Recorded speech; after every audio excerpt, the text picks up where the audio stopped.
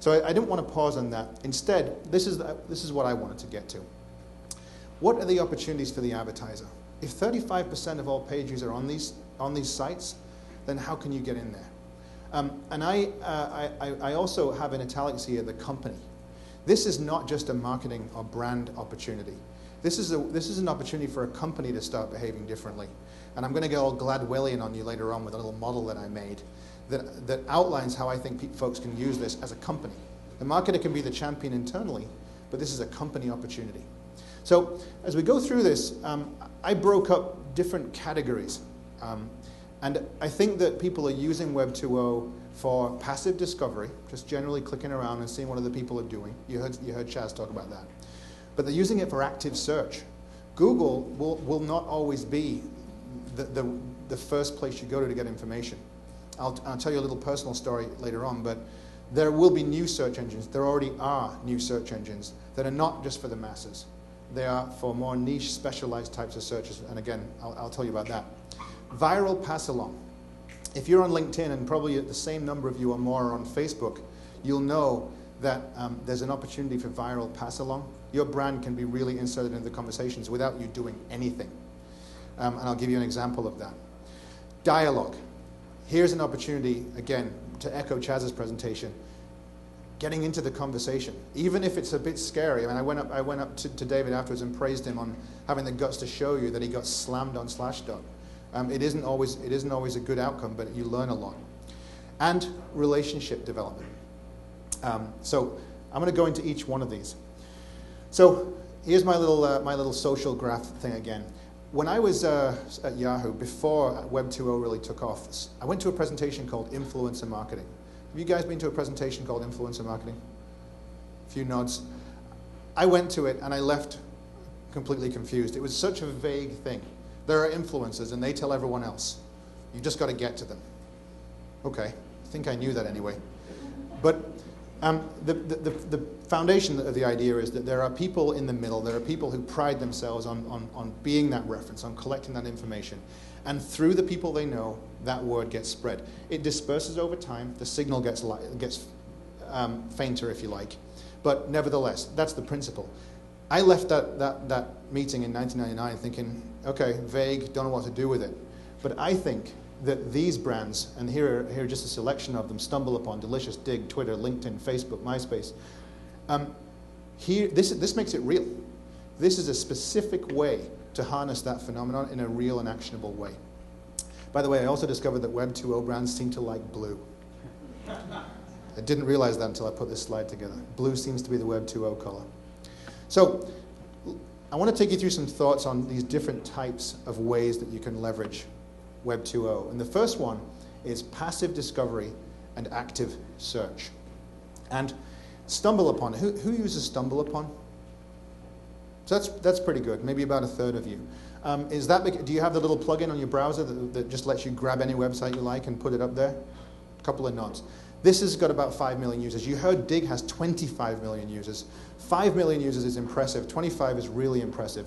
But this is a tool, and I wanted to draw a little circle, a red square on this to make the point that the third most popular thing on Stumble Upon when I took this screenshot yesterday was a product. It wasn't a news story, wasn't a video, it was someone's product. Someone in, I think this is in Denmark, a super, super cool table. It basically looks like a massive iMac. But it was so cool and so interesting that there was free marketing on the homepage of Stumble Upon. So here's an example of how that product got picked up. I'm not sure whether the manufacturer Milk actually encouraged this to happen or whether they were just lucky, but they could be encouraging it to happen. They really could. And I'll share an idea with you in a minute. Dig. I was looking around on Dig the other day, and I found some of the top Dig articles about the new Scion. Here was a bunch of people proud to have found the first unofficial pictures of the Scion. I thought that Chaz's point about Mitsubishi Evolution being so far down the Google search results page was a great page. It set me up beautifully, because this is another homepage for the Scion. There was nothing official on the Scion site. Now, I would love to know whether this was deliberate on the part of the marketers of Scion. If it was, brilliant, very clever. And if they created some of that on Dig, even better. Delicious. Who uses Delicious? So again, maybe about a third to a half. This is a really interesting tool. I use this. I find I use this every day. Sometimes I'll click the don't share, which is just a website that I've captured for my own reference. Most of the time, I just share it. And here's what's interesting. Here's where my story comes in. You know about when I was telling you about search and how I think search is going to change?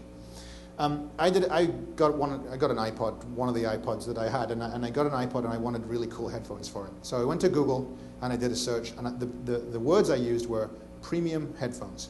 Didn't have a brand in mind, just wanted a really good pair of headphones. And I just got the regular stuff, the Sony and $29.99 ones on the Google search results page, a bunch of paid listings. That's not what I wanted.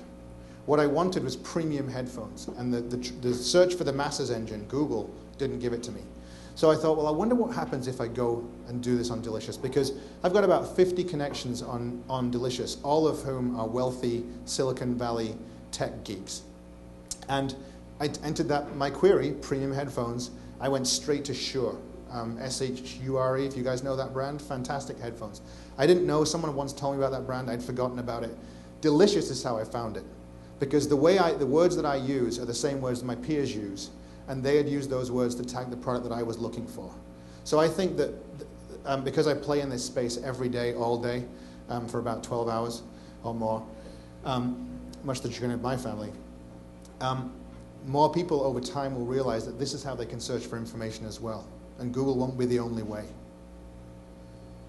Oh, by the way, the red box I put there, commercial products. Again, this isn't videos, it's not news stories or blogs, it's a commercial product. People just love this product. In fact, Reid Hoffman, I noticed, who's our founder at LinkedIn, is an investor in Congregate, so I should show him that screenshot.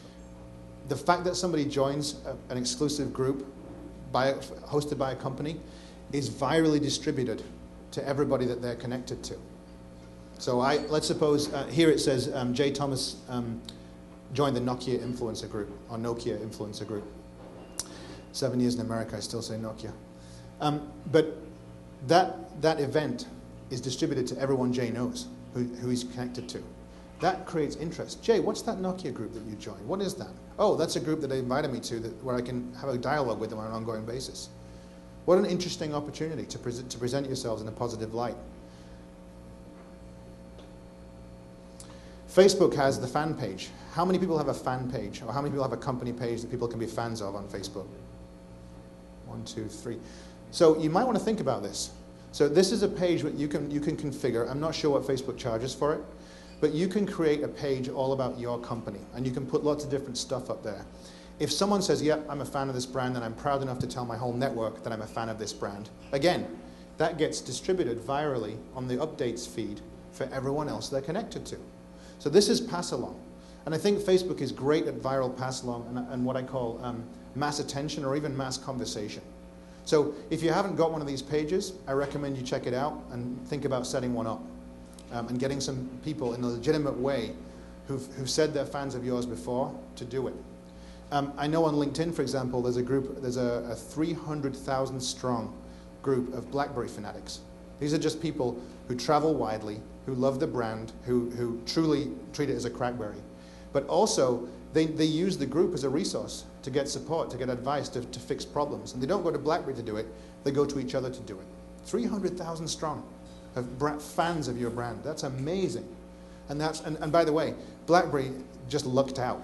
They didn't set it up. These people just did it anyway. But BlackBerry could have set it up. And I'm telling the BlackBerry guys right now, get yourselves in this group. They will love you for it.